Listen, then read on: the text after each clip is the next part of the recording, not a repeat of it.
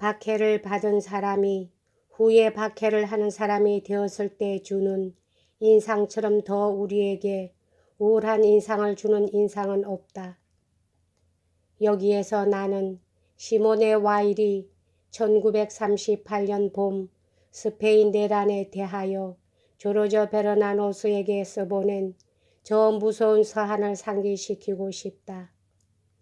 마조르카에서의 프랑코의 과격한 탄압을 맹렬히 규탄한 가톨릭 왕당파 작가 조르조 베르나노스의 기소장은 당시 공산당 편의 의용병이던 청년혁명 인텔리 시몬의 와일의 반대를 받았다. 그런데 그 서한은 최근에야 비로소 공개되었다. 그 서한은 이러한 사건들에 따라다니는 무용한 대학살에 대한 감각이 예민한 어떤 부인의 공포를 표현하였다. 그러나 그 부인은 딴 어떤 것을 보았으니 이것이 바로 야수적인 폭력보다 더 고통스러운 인상을 그 부인에게 준 것이었다. 이처럼 더 깨끗한 마음에서 사건을 목격하였거나 혹은 더 모범적인 환경은 찾아볼 수 없을 것이다. 나는 그 부인은 이렇게 썼다. 나 자신과 싸우기 위해서 혹은 자기를 위안시키기 위해서 이곳에 온 스페인 사람들이나 혹은 프랑스 사람들은 가끔 우울하나 남에게 해를 주지 않는 지성인들이다. 가운데서 사적 회담에 있어서까지라도 불필요한 유혈에 대한 증오 혹은 혐오 혹은 부인까지도 표현한 사람을 보지 못하였다. 당신은 공포에 대해서 말을 하고 있지요. 공포가 이 살인사건들에서 한 역할을 하였다고 말을 하고 있지요. 그러나 내가 있는 데서는 당신이 말하는 것처럼 공포가 그렇게 큰 역할을 한 것을 보지 못하였다. 친구들과 식사를 같이 할 때 보기에 용감한 남자들은 온화하고 우호적인 웃음을 지으면서 그들이 승려들이나 혹은 파시스트들을 죽인 상황을 이야기할 것이다. 파시스트는 경쾌한 의미를 가진 단어이다.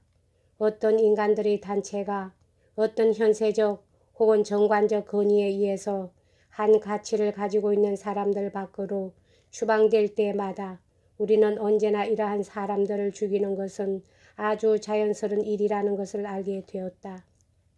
우리는 사람을 죽여도 위험스럽지 않거나 또 죄나 비난을 받지 않는다면 우리는 사람을 죽인다. 혹은 우리는 적어도 죽이는 사람에게 용기를 주는 웃음을 보낸다. 만약 처음에 우리들이 어떤 감정의 격번을 우연히 느끼게 된다면 우리는 남성적인 점이 없지나 않나 우려하면서도 그것을 감추고 질식시킨다. 강한 마음이 없이는 저항할 수 없는 것은 그러한 어떤 충동 혹은 도취에 있어서라고 생각된다. 그런데 나는 어떤 사람에게서 강한 마음이 있는 것을 발견하지 못하였기 때문에 그러한 강한 마음은 예외적인 것으로 생각하지 않을 수 없다. 이와 반대로 나는 착실한 프랑스 사람들, 자신으로서는 어떤 딴 사람을 죽일 생각을 감히 하지 못하였을 사람들이 분명한 취미를 가지고 유혈 분위기 속에 뛰어 들어가는 것을 본 적이 있다. 투쟁의 진실한 목적은 이런 종류의 분위기에 의해서 말살된다. 왜 그러냐 하면 목적은 공공선, 즉 인간의 선에 의해서만 공식화되기 때문이다. 그리고 인간은 아무런 가치도 가지고 있지 않기 때문이다.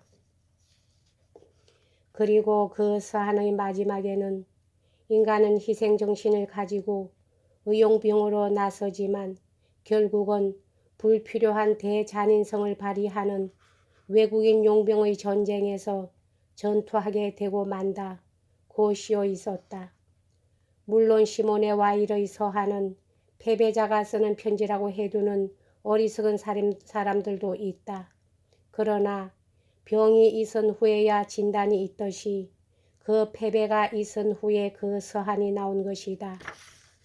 이 세계적인 도덕 난파선 안에서 인간은 익사하지 않기 위해서 어떤 나무 조각을 붙잡을 수 있을까?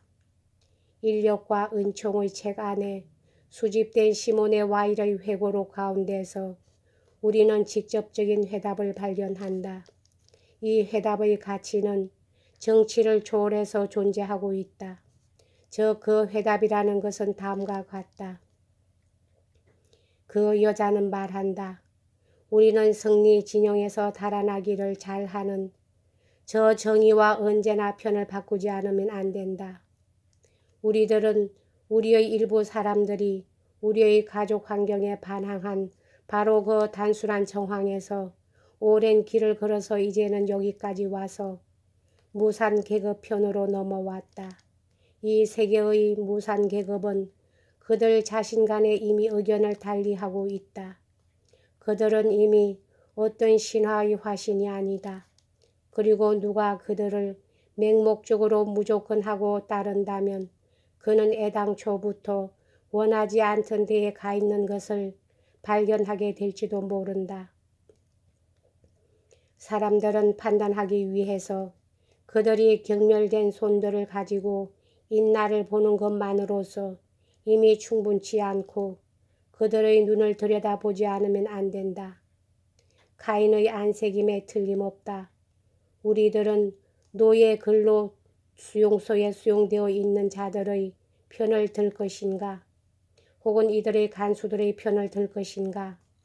우리는 이러한 딜레마를 이미 피할 수 없다.